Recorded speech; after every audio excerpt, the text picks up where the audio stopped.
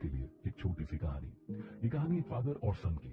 एक बार पापा जी अपने ऑफिस से फ्रस्ट्रेट होकर के देर शाम में घर पहुंचे।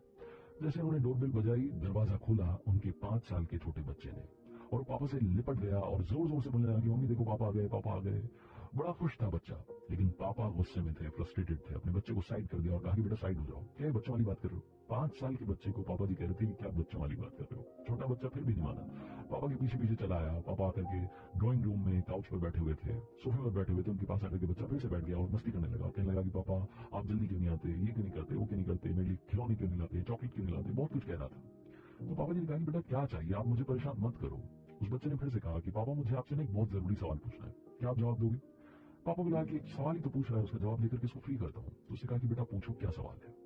पापा बड़े थके हुए, गुस्से में, फ्रस्ट्रेटेड, अपने बच्चे को एंटरटेन करने का बिल्कुल मन नहीं, उसे बात करने का मन नहीं हो रहा था, लेकिन मजबूरी थी। तो उससे पूछा कि पूछो पूछो अपना सवाल पूछो फटाफट से। छोटे बच्चे ने कहा कि पापा आप 1 घंटे में कितना रुपया कमाते हैं?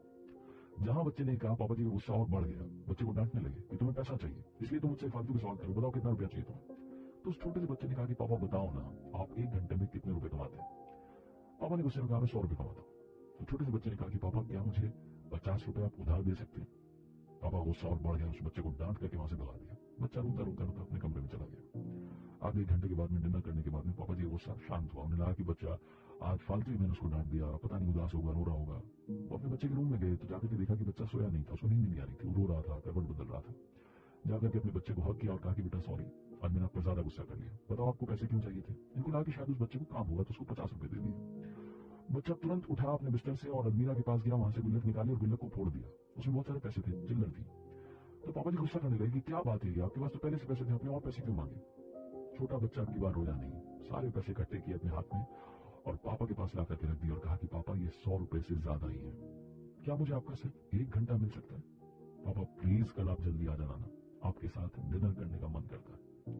छोटे से बच्चे ने जब ये कहा तो पापा की आंख में आंसू थे।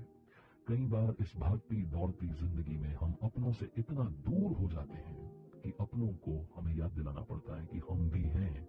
और आप चाहे दुनिया के लिए एक व्यक्ति हो, लेकिन हमारे लिए तो आप ही पूरी दुनिया है।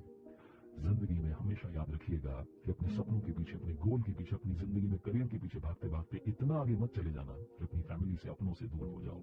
अपनों के प्यार के साथ कर दिखाओ कुछ ऐसा कि दुनिया करना चाहे आपके जैसा।